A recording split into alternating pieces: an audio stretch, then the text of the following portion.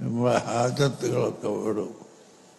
ഞാനിപ്പോൾ ഒരത്ഭുതമായിട്ട് നിങ്ങളോട് പറയുകയാണ്, ഈ കഴിഞ്ഞ കൊല്ലം ഇവിടെ നിന്ന് പാസ്സായിപ്പോയ ഒരു മുത്താലിമ്, മംഗലാപുരത്തിൻ്റെ അടുത്തുള്ള ഒരു മുത്താലിമ്, വളരെ പാവപ്പെട്ട മുത്താലിമാണ്. സാമ്പത്തികമായും പാവപ്പെട്ട ആളാണ്. കിതാബ് നല്ലോണം തിരിയും. ആളോട് സംസാരിക്കാനും കഴിവില്ല. ഒരു കഴിവുമില്ലാത്ത ഒരു പാവപ്പെട്ട സഖാഫിയ. ഇന്നലെ അയാൾ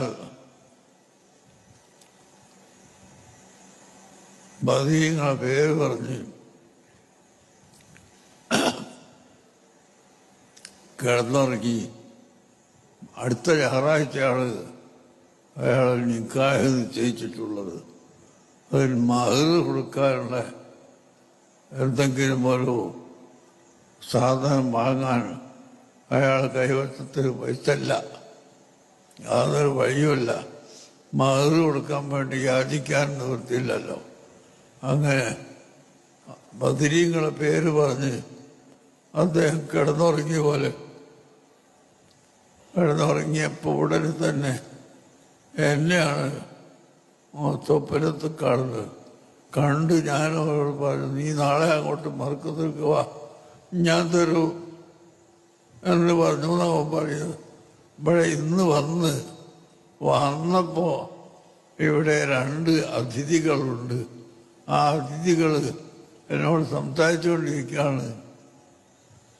വല്ല പെൺകുട്ടികളെ കെട്ടിക്കാനുണ്ടെങ്കിൽ 30 വയസ്സ് കഴിഞ്ഞ വല്ല പെൺകുട്ടികളെ കെട്ടിക്കാനുണ്ടെങ്കിൽ ആരുണ്ടെങ്കിലും നിങ്ങൾ ഉടനെ ഞങ്ങൾക്ക് അക്കൗണ്ട് നമ്പർ തരണം, വിവരം അറിയിക്കണം. അപ്പം ഞാൻ ഇങ്ങനെ ഒരു സംഭവമുണ്ട്, ഒരു കുട്ടി മഹർ കൊടുക്കാൻ കാശില്ലാതെ നിൽക്കുന്നു. അപ്പോൾ അയാൾക്ക് വലിയ അത്ഭുതം, ഈ കഴിവുള്ളവർക്ക് അത് തിരിയില്ലല്ലോ, പാവങ്ങളെ കഷ്ടപ്പാട്. അല്ലാ, മഹർ കൊടുക്കാൻ കഴിവില്ലേ? എന്നാൽ അവൻ വിളിക്കുന്ന ഉടനെ വിളിച്ച് 2 ലക്ഷം ഉറുപ്പിക അപ്പോൾ തന്നെ മഹർ വാങ്ങാൻ എഴുതി കൊടുത്ത് മധുരികളുടെ പേര് പറഞ്ഞ് ദ്വാരം കിടന്നുറങ്ങിയതാ. അപ്പോൾ ഞാനിങ്ങോട്ട് വരാൻ പറഞ്ഞതാവും പറയുന്നത് ഉറക്കത്ത്. നേരം വെളുത്ത് ഇവിടെ എത്തി. അപ്പോഴേക്ക് എന്നെ കാണുമ്പോഴേക്ക് ആ 2 ലക്ഷം കൊടുക്കാനുള്ള ആളെയും അല്ലാഹു തആല ഇവിടേക്ക് അയച്ച്. ഇങ്ങനെ ദുനിയാവിൻ്റെ കാര്യവും ആഖിറത്തിൻ്റെ കാര്യവും എല്ലാം അല്ലാഹു സുബ്ഹാനഹു വ തആല എളുപ്പമാക്കി തരും അസ്മാഉൽ ബദർ കൊണ്ട്.